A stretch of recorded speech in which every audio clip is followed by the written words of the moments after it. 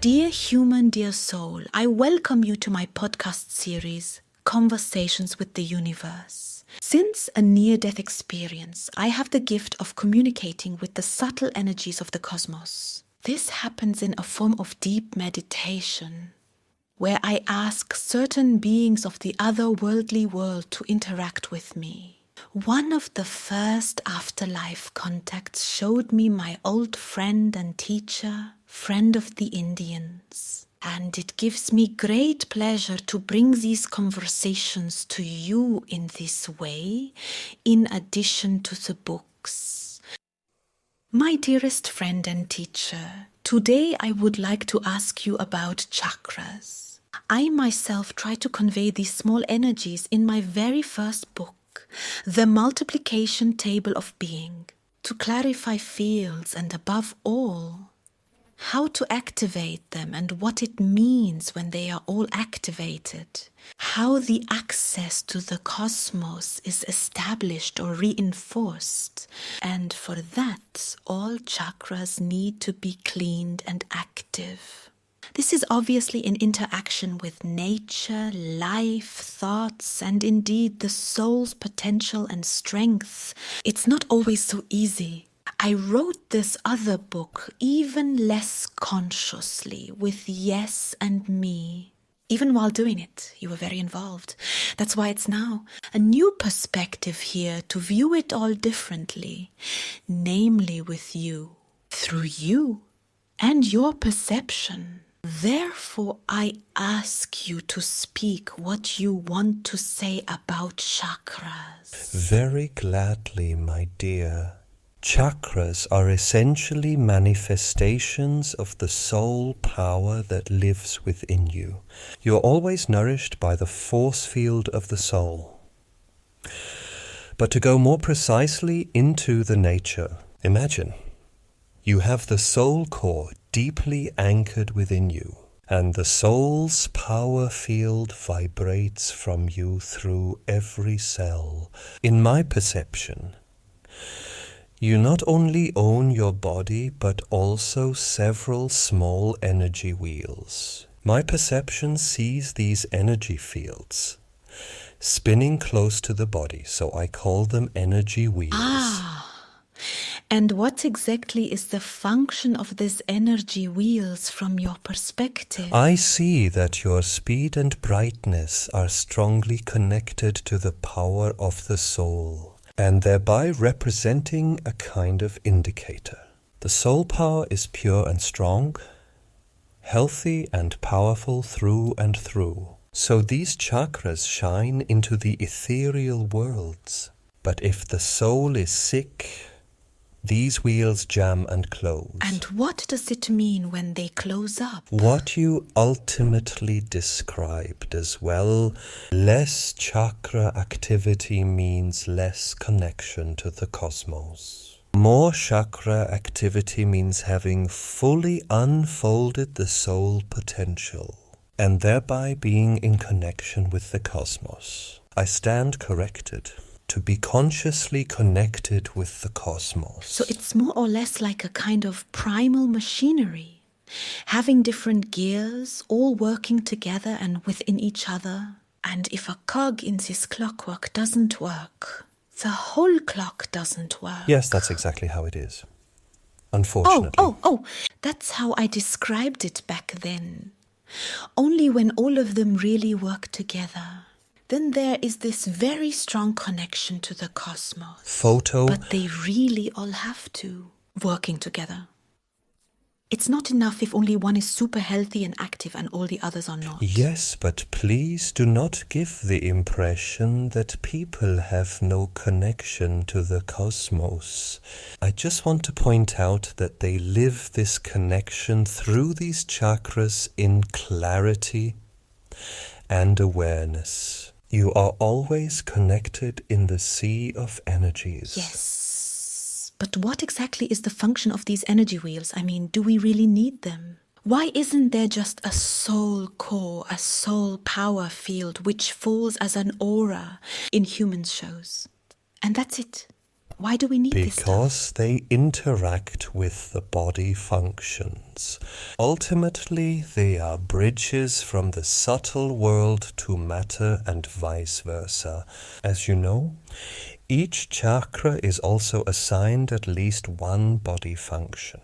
And that implies that chakras also animate these body functions. It's a self-acting system, synergizing with itself. So are these chakras now part of the soul, or are they part of the body? They are a part of the interplay between soul and body.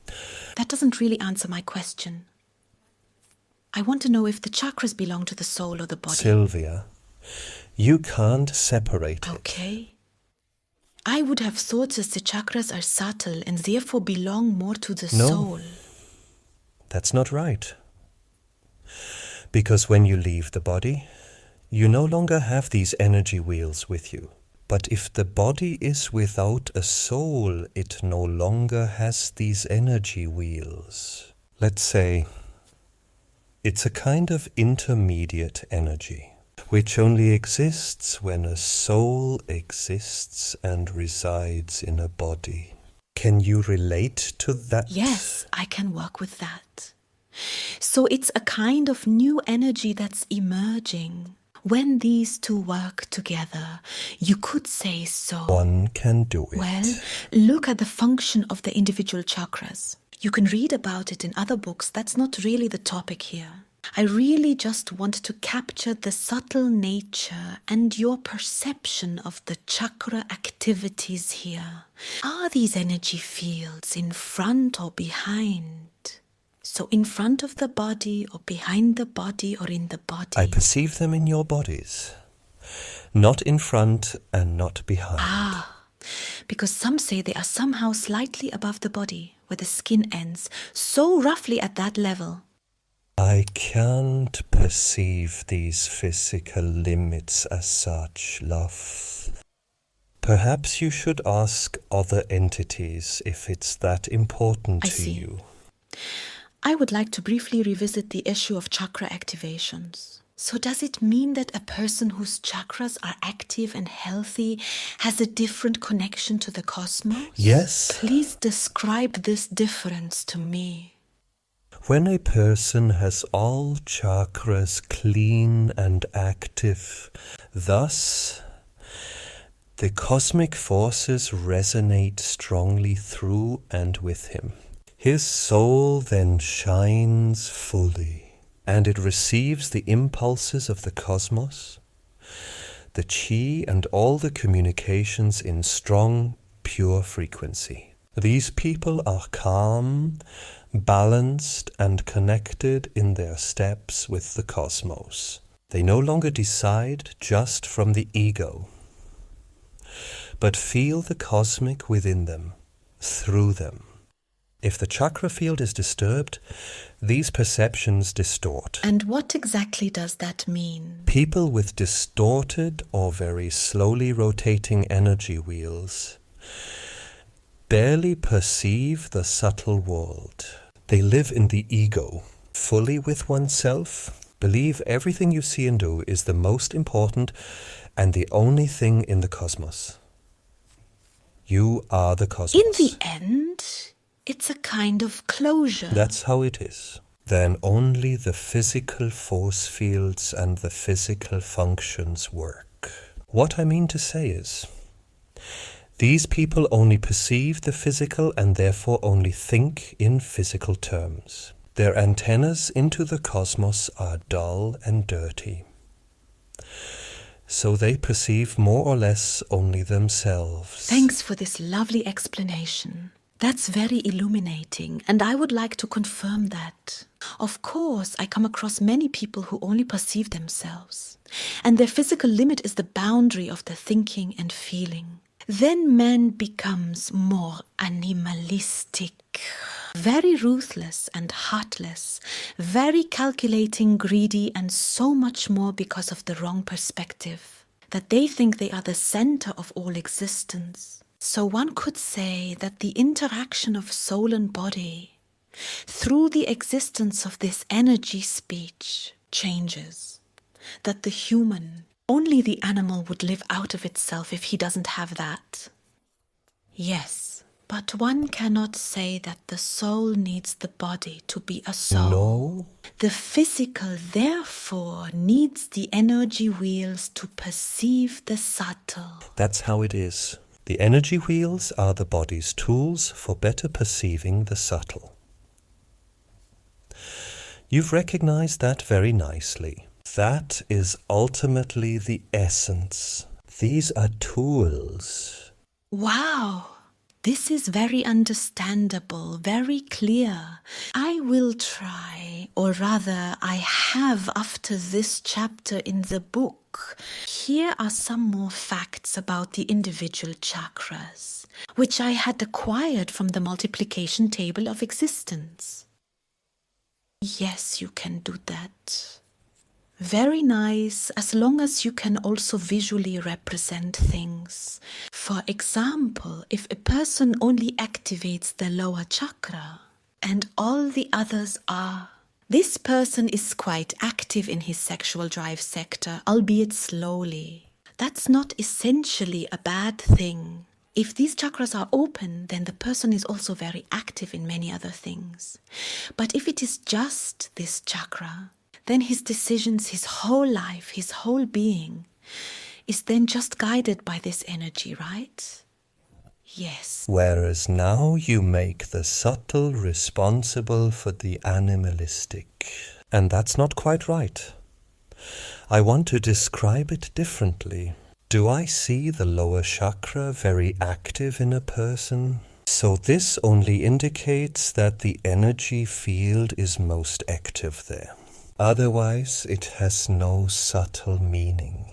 The importance of the chakras for the subtle worlds really only arises when they are all active together, because then another channel is created. An opening, a strengthening of the connection of all chakras. Do you understand? So, you want to distinguish that one or two active chakras does not mean that this area comes into contact with the subtle world each time. Not just the connection acts, but only all acting together enables some kind of subtle communication. That's how it is. Understood. I do remember, but it's also a certain type of connection between respective chakras and areas. There was so individually. I can't see that, dear. If that's the case, feel free to note it here. But in my perception, I don't see this. Not every person carries all the connections to all levels within themselves. Only the interaction of all energy wheels with each other enables direct communication into the subtle worlds. But where you end up communicating is not tied to that, but again to the soul power and the purity of the whole soul. We had already discussed that. Yes, that's right. This means even if a person has all the chakras active and pure and also feels the connection strongly, but that doesn't mean he can feel the whole cosmos at once as his power potential. Ist das tune? If his soul power potential is decisive for this spread, you had already explained that nicely. Maybe you could give me a few tips on how to cleanse the chakras. All I want to say is that the chakras are all energy wheels. If you cleanse your entire energy field, you also always cleanse the chakras. Simply drawing the infinity symbol over the chakra wheels from time to time accelerates them, and therefore could potentially help in cleansing the soul. Couldn't you also work with herbs or other things? No, dear. No physical things can move this subtle. You have to think about this on the emotional level. In the end, it's not physicality that needs to be cleansed. So you can't use matter for it. But if you use symbols like the figure 8, this is how you write into the energetics of the cosmos and use the chai to accelerate these energy wheels again. I see this as the most efficient tool. Okay, good. That's your perception. Maybe there are also other people who find other tools. That can absolutely be the case. I'm reporting on my tools, which I know how they work. Can't we also with thoughts? Go through the respective chakras with force. By going on a kind of meditative journey where you imagine activating them all individually. Yes, of course. That's also possible. Maybe it's the mix of both. See? Yes, nice thought. Okay then. I have no more questions now. Do you have anything about the chakras? No. Then I think I don't want to ask anything more about it now. And with that, we conclude part 1 of the initiation work into the cartography of the subtle worlds, and it continues. For example, one of the next big chapters is the physics of the soul, then the cosmic physics, which also deals with demons, guardian spirits, clairvoyance, black magic, and all sorts of things. And then it goes into a practical part.